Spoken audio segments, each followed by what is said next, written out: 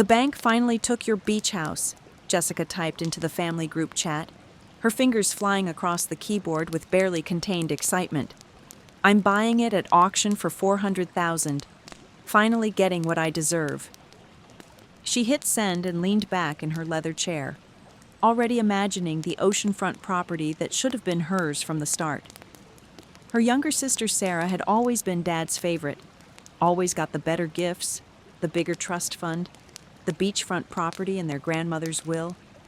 But now, with Sarah apparently broke and losing everything, Jessica was about to swoop in and claim what rightfully belonged to the successful daughter. "Honey, are you sure about this?" her husband Mark asked from across their penthouse living room. $400,000 is a lot of money. It's worth at least $2 million, Jessica snapped. I checked the comps. Sarah's failure is my opportunity. She probably gambled it away or invested in some stupid startup. You know how irresponsible she's always been. Her phone buzzed. Dad. Jessica, where did you hear this? Sarah hasn't mentioned anything. I have sources at First National Bank, Jessica typed back.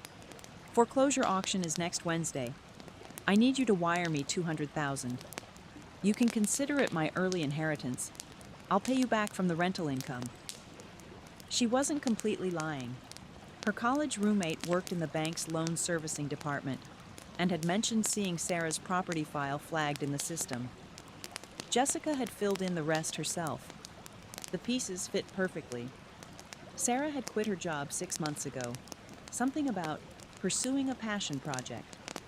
Translation: unemployed and desperate. The mortgage payments on a $1.2 million property would be crushing without income. Foreclosure was inevitable. 3 dots appeared as Dad typed. Then, wired. But please be gentle with your sister. She's going through something. Jessica smirked. Gentle. Right. Sarah had gotten the beach house, the supportive parents, the easy life. Jessica had clawed her way up to VP of Marketing at a Fortune 500 company with no help from anyone. Now it was her turn. By Monday, Jessica had lined up a property inspector, contacted 3 rental management companies, and consulted with a real estate attorney about the foreclosure process. She drove down to the coast that afternoon, parking across from the 3-bedroom Craftsman with its wraparound porch and unobstructed ocean views. The house looked perfect, well-maintained, the garden flourishing.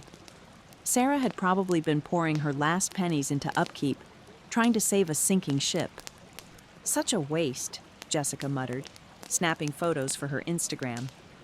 New investment property coming soon, she'd caption it.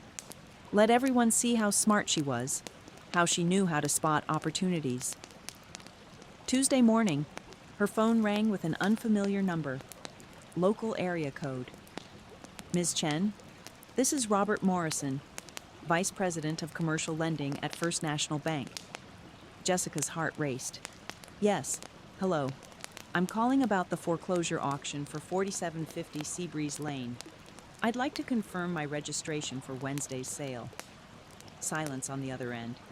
Then, ma'am, I'm calling because your name appeared in our system associated with inquiries about that property. I need to inform you that 4750 Seabreeze Lane is not, and has never been, in foreclosure proceedings. The room tilted. What? But I was told, my source said. The property owner made a full early payoff yesterday morning, Morrison continued, his voice professional but confused. $1.2 million, paid in full. Mortgage satisfied and discharged. The lien was released this morning. Ma'am, who told you this property was in foreclosure? And may I ask what your relationship is to the owner? Jessica's mouth went dry. I'm her sister. There must be some mistake. Sarah doesn't have that kind of money. She quit her job. She's unemployed. I'm not at liberty to discuss the property owner's financial details, Morrison said carefully. But I can confirm that the funds cleared, the mortgage is satisfied, and there is no foreclosure. If someone at this bank gave you incorrect information, I need to know immediately. This is a serious breach of client privacy. No, It was a misunderstanding, Jessica stammered. Thank you for clarifying.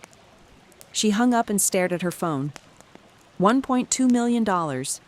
Paid in full. Where would Sarah get that kind of money?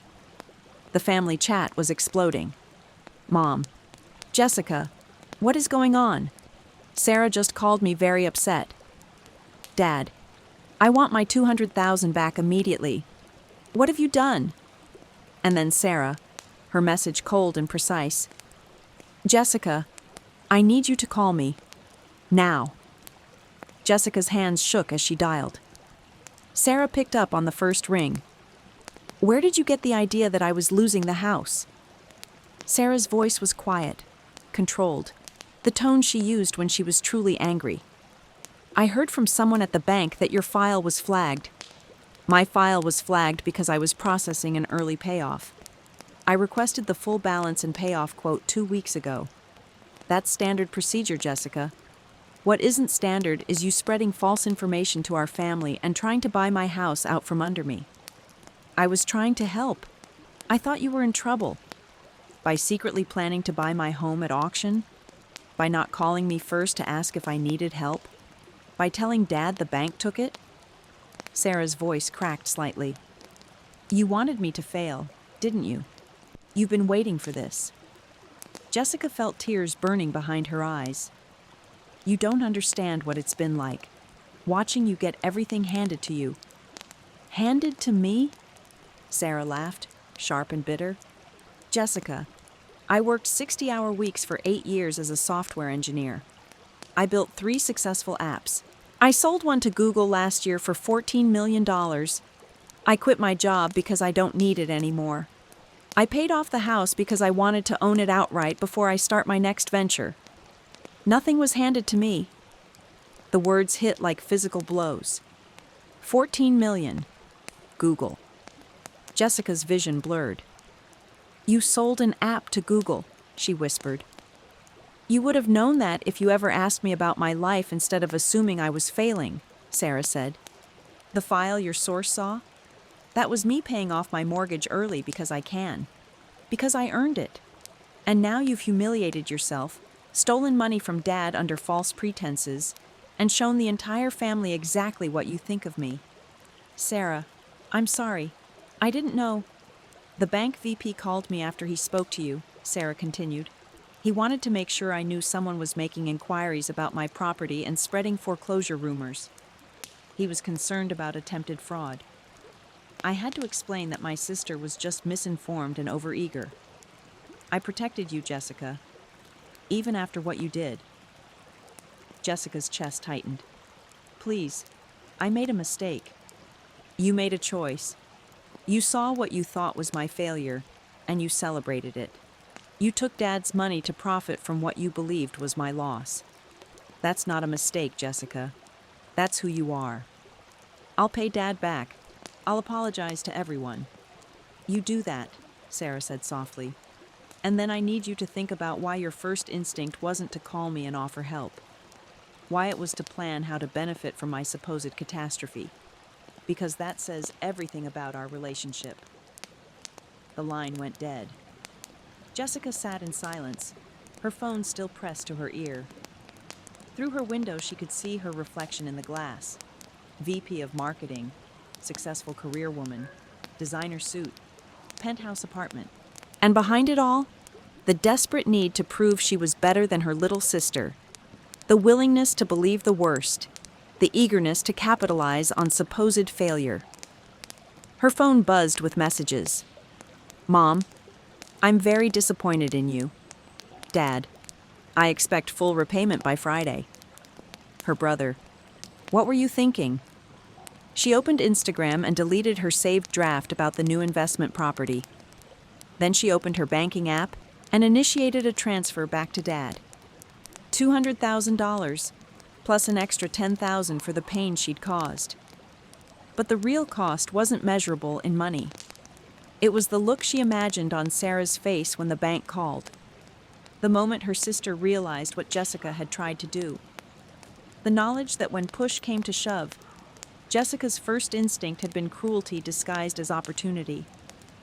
She thought about Sarah, quietly building apps, selling to Google, paying off her mortgage in cash, never bragging, never competing. Living her life while Jessica obsessed over imaginary slights and manufactured rivalries. Her husband appeared in the doorway. "Jess, what happened? You look pale." "Sarah sold an app to Google for $14 million, Jessica said numbly. "She paid off her house in cash. There was never any foreclosure." Mark's eyes widened. "Oh my God, the money you got from your dad. I'm paying it back. But that's not the point." Jessica looked down at her hands, at the designer handbag she'd bought last week to celebrate her supposed upcoming real estate investment. "I tried to buy her house at foreclosure. I was happy she was failing. Except she wasn't failing. She was succeeding beyond anything I've ever done. And I was so desperate to believe otherwise that I made up an entire scenario." "What are you going to do?" Jessica didn't have an answer. The family chat had gone quiet, the kind of silence that spoke volumes. She imagined Thanksgiving dinner, Christmas, every future family gathering shadowed by this moment. The sister who tried to profit from foreclosure that never existed. The daughter who took money under false pretenses. The woman who revealed exactly how far her jealousy could push her. She typed a message to the family chat. "I was completely wrong. I'm sorry. I'm paying Dad back in full. Sarah, I'm sorry for everything." No one responded. The three dots that indicated someone was typing never appeared. The silence stretched on, heavy with judgment and disappointment. Jessica closed her eyes and saw herself from the outside, sitting in her expensive apartment, surrounded by the trappings of success she'd worked so hard for, completely hollow because she'd measured all of it against her sister instead of celebrating it for itself. She'd been so busy competing in a race Sarah wasn't even running that she'd missed her sister's actual victory entirely. Her phone buzzed one more time. "Sarah, apology noted. I need space. Not forgiveness, not understanding, just acknowledgement and distance." Jessica looked out at the city skyline, at the life she'd built while obsessing over her sisters, and felt the full weight of what she'd destroyed. Not the beach house. She'd never had any claim to that. But the relationship with Sarah, the trust of her parents, her own integrity.